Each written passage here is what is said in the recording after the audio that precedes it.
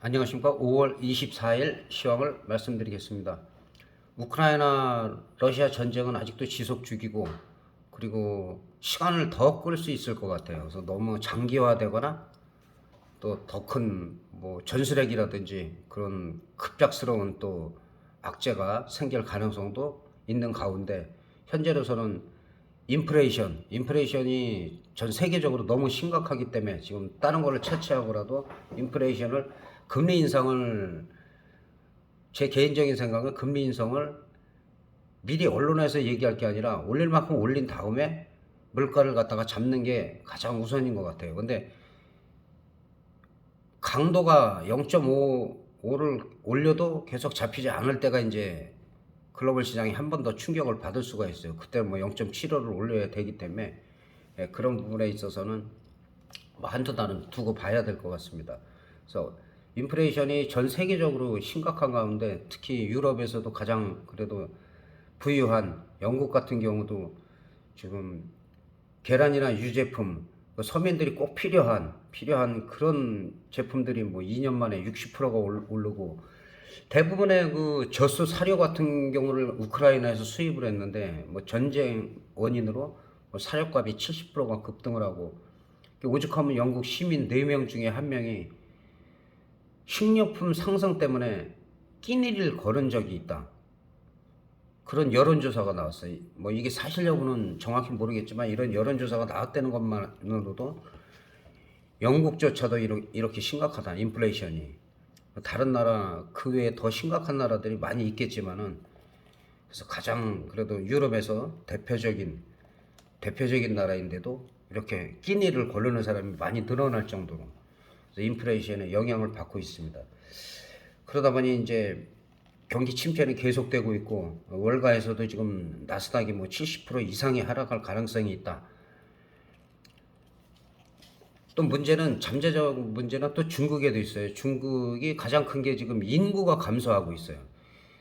중국 하면은 그래도 예전에는 우리가 8, 90년대까지도 한국에서 생산하는 게 많이 있었는데, 인건비나 이런 게 맞지 않으니까 동남아도 지금 뭐 태국, 베트남 이런 쪽보다도 지금 캄보디아나 더 싼 쪽, 그런 쪽을 갖다가 진출하고 있기 때문에, 지금 중국의 인구 감소가 그래도 싸고 가성비가 아주 좋은, 그런 물건들이 우리나라에서 뭐 대부분 수입을 하고 있죠.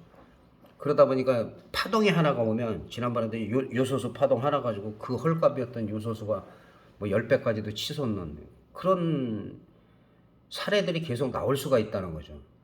그래서 중국이 처음으로 인구가 감소하기 시작했어요.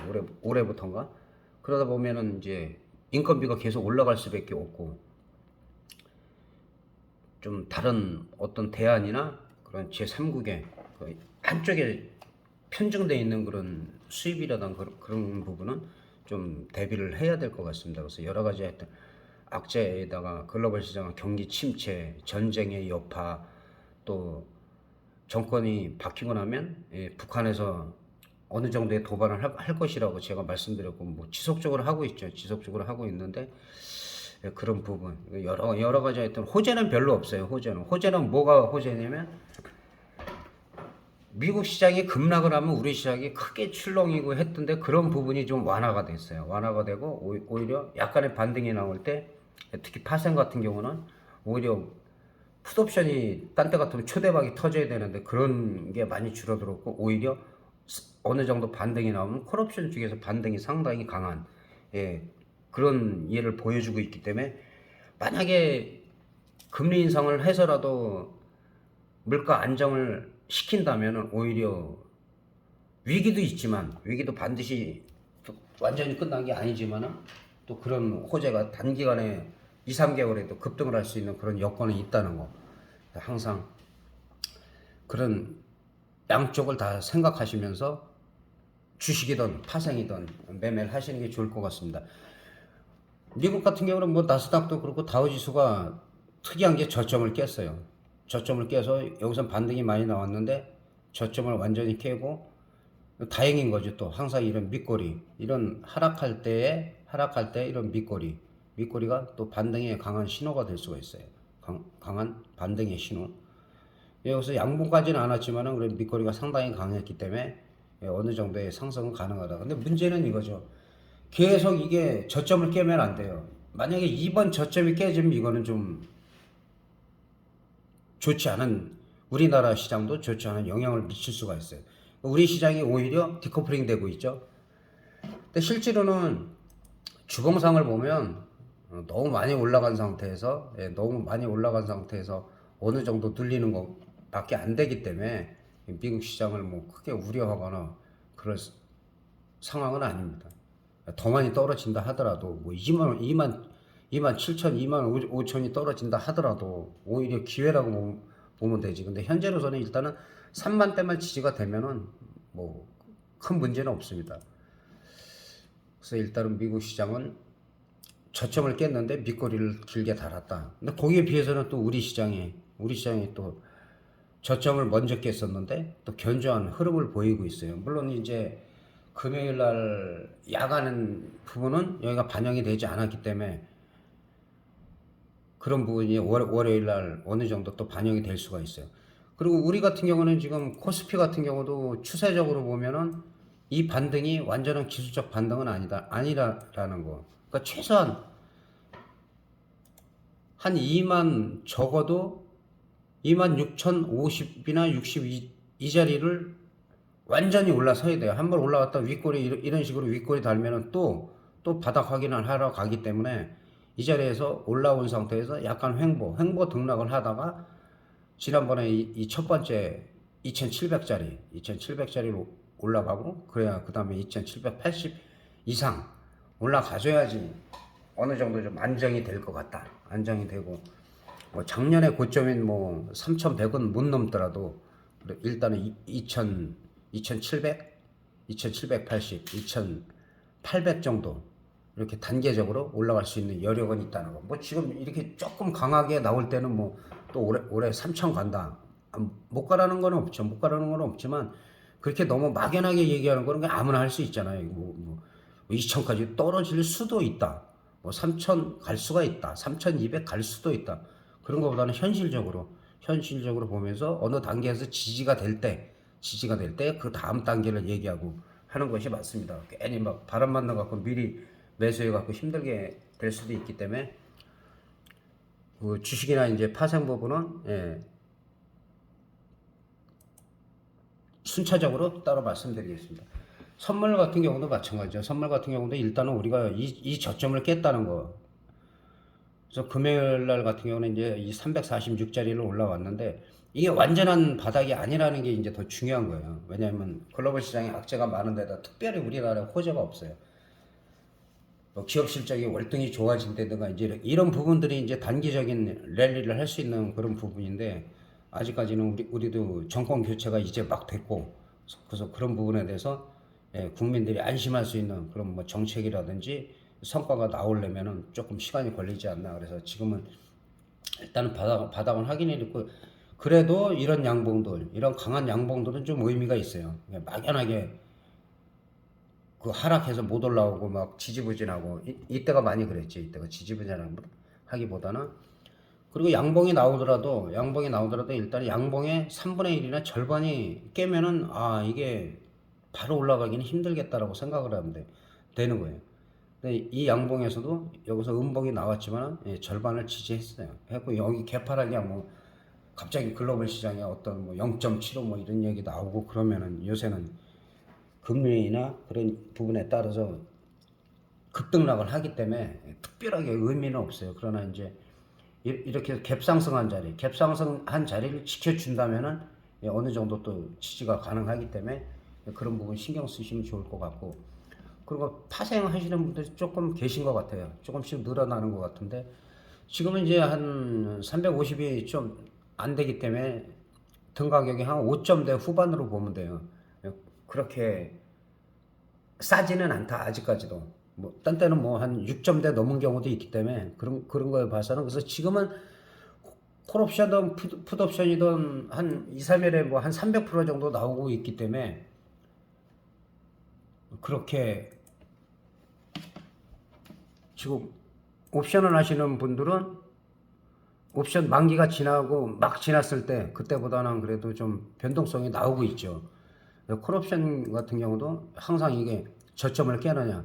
일단은 저점을 깼다가 그 약간 외가격 쪽에서는 거의 300% 안팎 상승을 했어요. 그 이상은 못했고. 근데 이제 다음 주에도 이제 뭐 월화가 올라간다든가 그러면 이제 7, 800%까지 나오겠지만 이게 또 다시 밀릴 수도 있어요. 다시 밀릴 수도 있기 때문에 아직까지는 완전하게 오버나잇을 지속적으로 할 수는 없다. 그러니까 이렇게 밀리게 되면 옵션 같은 경우는 좀 무섭게 밀리죠. 좀 약간 외가격으로 한번 볼까요? 예. 1.13이 한 3.5 정도까지 갔기 때문에 거의 한 300% 정도? 300% 정도 나왔다가 빠질 때도 하루에 빼버리잖아. 하루에. 옵션이 이게 무서운 거죠. 하루에 쫙 빼버리기 때문에 웬만하면 지금은 뭐 데이 트레이닝을 하고 오버나잇을 하면 또 한쪽만 이렇게 죽으면 한쪽이 올라가주면 좋은데 또 양풀이가 죽을 수 있는 구간이기 때문에 만약에 양매수를 주로 하시는 분들도 장 초반에 개파락이 이루어진 다음에 그 뒤에 양매수하고 그 다음에 어떤 방향으로 치고 나갈 때 그때 비중을 조금 더 실어주는 그런 지금은 전술이 좋을 것 같습니다. 그때그때 달라야 되기 때문에 파생 같은 경우는 상당히 위험하고 지난 만기 때 같은 경우도 제가 그 만기 전에 프리미엄이 더 죽어야 된다. 충분히 죽어야 되고 그 다음에 완전히 바닥이 2중 바닥이나 3중 바닥 그 다음에 횡보를 하거나 그런 자리가 마련됐을 때 터질 수가 있다. 그 전에는 터지지 않는다. 근데 그런 조건으로 다 1600%가 풋옵션이 터졌죠. 콜옵션은 한 600% 초반에 나왔다가 풋옵션에 외국인들이 나중에 집중적으로 이제 또 풋옵션 쪽으로다가 끌어올렸기 때문에. 그런데 중요한 게 지금 계속 6월 달에 얼마 안 남았는데 지금 5월 달인데 거의 매달 지금 거의 대박이 터지고 있어요. 근데 작년이나 재작년하고 틀린 거는 이제 초대박은 안 터졌어요. 초대박이라는 건 그래도 뭐 제가 대박이라는 기준은 한 1000% 이상, 뭐 한 800%, 900%까지도 되겠죠. 근데 1000% 이상을 주로 얘기를 하는데 초대박은 뭐 한 3000%, 5000%. 코로나 2년 전에는 코로나가 막 시작되고 창궐할 때는 뭐 아시다시피 10,000%, 막 20,000%, 100,000%, 막 18만% 이런 식으로 터졌기 때문에 이 옵션 하시는 분들은 늘 말씀드리지만 큰 돈으로 크게 벌려고 하면은 힘들다는 거. 근데 작은 돈으로도 여러 번 1년에 기회가 뭐 한 10번 이상 오기 때문에 거기서 한 두세 번만 소액으로다가 마치다 보면 그다음부터 이제 비중을 수익 범위 내에서 늘려가면서 해야지 옵션이 잘 맞아서 수익이 나면은 좋지만 그렇지 않으면은 한순간에 다 날릴 수가 있기 때문에 그런 부분만 주의하시면서 매매하시고 항상 수익이 났을 때는 그 수익금 일부는 항상 안전자산 쪽으로 아니 뭐 일부 주식 장기 쪽으로다가 이렇게 포트폴리오를 하신다든가 그런 리스크 관리를 하면서 매매를 하시는 게 좋습니다. 그래서 제 주위에 보면은 뭐 옵션으로다가 뭐 10억이고 벌었다가 뭐 한두 달 되가 그거 그대로 다 날리는 100억 벌려고 하다가 그런 분들이 많이 있기 때문에 옵션은 정말 어려우신 분, 또 사업하다 실패했다든가 아니면은 파생으로다가 오랫동안 고생하시고 실패하신 분들은 파생으로 살아날 길이 그거밖에 없어요. 그런데 그거를 자꾸 몰빵으로다가 해서 한 번에 하기보다는 소액으로다가 소액 뭐 50만 원, 100만 원 뭐 그 자금 여력에 따라서 몇백만 원으로도 몇천만 원도 만들 수 있고 그게 두세 번이면은 큰 돈이 될 수 있기 때문에 그런 식으로 꾸준하게 정말 2년, 3년, 5년 이렇게 간다면은 회복이 될 가능성이 큽니다. 한순간에 그달에 모든 걸 승부를 걸지 않고 그런 마인드만 좀 정립을 해가는 게 옵션에서는 상당히 그런 부분이 중요하기 때문에 그래서 다시 한번 제가 강조드리고 주식 몇 종목을 살펴보도록 하겠습니다. 주식 같은 경우도 뭐 요즘에서 좀 여러 가지 흐름이 있는데 제가 가급적이면 우량주 위주로 말씀드리는 게 요즘같이 변동성 심한 경우에는 저가죠. 싼 주식을 많이 하다가 거기서 피해를 보시는 분들이 많아요. 뭐 가상화폐도 마찬가지고, 가상화폐도 지금 거의 뭐 한 종목에 뭐 50조 정도가 날라가고 뭐 그렇듯이 주식도 너무 싸고 뭐 그런 주식들만 찾는 것도 좋지 않다는 거. 지금은 리스크 관리하면서 중장기로다가 포트폴리오로 모아 가시는 분들이 편안하게 뭐 한 달에 얼마가 됐든 늘 말씀드리잖아요. 한 달에 예를 들어서 여력이 있다, 10만 원이다, 아니면 난 100만 원 사도 괜찮다, 적금 들듯이 중간중간 빠지더라도 그게 뭐 6개월 뒤든 1년 뒤든 2년 뒤든 수익이 났을 때 일부 청산을 하고 또 다른 종목 발굴을 하고 그런 식으로 매매를 하시는 것이 가장 좋다는 거 다시 한번 말씀드립니다. 한국전력 같은 경우는 지난번에 4월 28일 날 이 장대 양봉, 이 한정 같은 게 이 장대 양봉에서 아까도 말씀드렸지만 이 장대 양봉이 한 절반 정도를 지켜져서 횡보를 하다 보면 여기서 한 단계 올라온 만큼이 또 올라갈 수가 있어요.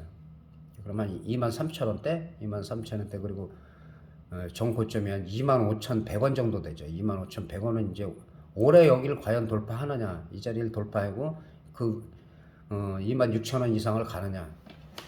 그렇게 된다면 이제 28,000원도 보고 3만원도 볼 수가 있겠지만 항상 그 한정 같은 경우는 제가 오랫동안 말씀드렸죠. 2만원에서 22,000원대 이 정도에서 매수 기회다. 뭐 단타도 되겠죠. 단타 하시는 분들도 스윙 하시는 분들도 가능한 종목입니다. 보통 뭐 단타나 스윙 뭐 2, 3% 정도면은 훌륭한 거죠. 단타 하시는 분들은 하루에. 근데 계속 수익을 못 내기 때문에 그래서 이제 그 초보자분들한테는 별로 단타를 권하지 않아요. 단타 하시는 분들도 어느 정도 좀 경험이나 내공이 좀 있는 분들이 하는 거고 어떤 분들이 그 단타에서 돈을 크게 벌었다, 뭐 스윙에서 돈을 크게 벌었다, 그거를 그대로 따라 한다고 절대 되질 않아요. 나만의 노하우를 만들어야 되고 원칙을 만들어야지 할 수가 있습니다. 대한항공은 뭐 보시는 대로 어려울 때 많이 올라갔어요. 어려울 때 올라갔고 요거는 뭐 다른 이유들도 있다 하더라도 지금 자체에서 이 음봉도 나쁘지가 않아요. 나쁘지가 않고 뭐 한 단계 더 하락한다 하더라도 오히려 매수의 기회로 볼 수가 있다. 항상 매수는 그 대신에 한 번에 하지 말고 분할 매수를 꼭 해야 된다는 거. 이거는 누구나 얘기하고 누구나 아는 얘기예요. 다시 한번 말씀드리지만 알고 있는데 안 지키면 모르는 거라는 거.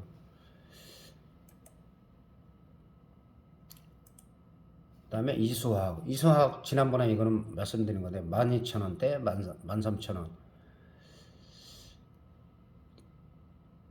이수화학 같은 경우는 지금은 이제 한 17,500원 17,500원 정도 갈 수 있냐, 여기를 돌파하면은 또 한 단계 더 레벨업 될 수가 있는데 원래는 이게 쌍봉이죠. 여기서 쌍봉이기 때문에 이게 어느 정도에서 지지가 되느냐, 이 정도에서 지지가 되느냐, 15,000원대 14,000원대냐 15,000원대냐. 그리고 처음 들어가시는 분들은 조금 더 관망하고 들어가시는 게 나을 것 같아요. 주로 이제 외국인들이 수급적으로 좀 많이 매수하는 종목들이 어려울 때도 강했어요. 수급을 외인들이 던지는 종목들은 가급적이면은 접근하지 마시라는 거. 삼성전자도 뭐 좋지는 않아요. 좋지는 않은데 지금 상태에서는 그닥 나쁘지도 않아요. 바이든 미 대통령하고 우리 정상회담을 하면서도 그래도 이재용 삼성을 가서 거기서 그래도 좀 긍정적인 효과가 났기 때문에 그런 부분에 대해서 좀 어느 정도 좀 또 노력을 많이 하고 있기 때문에 우리나라 어쨌든 뭐 대기업은 다 욕을 먹죠. 서민들한테 욕을 먹는데 그래도 대기업들이 뭐 국위선양도 하고 일자리도 많이 창출을 하고 하니까 주가도 또 많이 올라가는 게 도움이 될 것 같습니다. 여러 면에서. 이 삼천리 같은 경우는 이거 옛날에는 그 25만 원까지 갔었죠. 이게 25만 원 간지가 꽤 돼요. 10몇 년 될 거예요.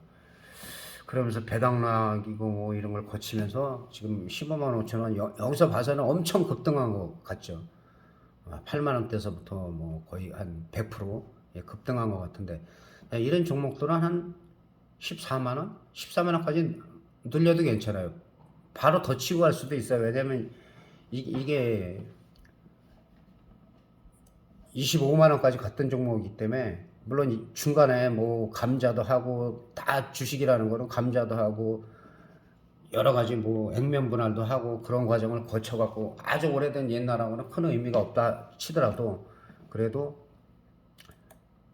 주식의 가치라는 거는 액면 분할을 해서 10분의 1 액면 분할하면 그 가격을 안 갈 것 같은데, 그게 이제 몇 년 뒤에 가느냐에 따라서 충분히 갈 가능성도 있어요. 그래서 이렇게 연봉으로 볼 때는 2007년 12월 달에도 24만 8천 원까지 갔는데, 이것도 12,000원에서 12,000원에서 1997년에, 그러니까 옛날 거를 보면은 옛날 거를 보면은 장기적으로 하는 게 우량주들을 잘 고르면 뭐 상상할 수 없을 만큼 올랐는데, 근데 요즘 같은 경우는 그렇게 엄청나게 오를 가능성은 크지가 않아요. 크지가 않고 지금은 이제 한 14만 원이나 14만 정도 눌렸다.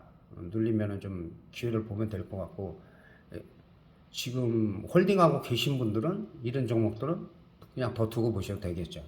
평단이 얼마냐에 따라서 다르겠지만, 그래서 이런 부분들 좀 여러 가지 수급 차원에서 좀 관심을 가지시고 지속적으로 발굴을 하다 보면 좋은 종목들이 많이 있어요. 많이 있으니까는. 그래서 나중에 제가 라이브를 하게 되면 모르겠는데, 지금 영상을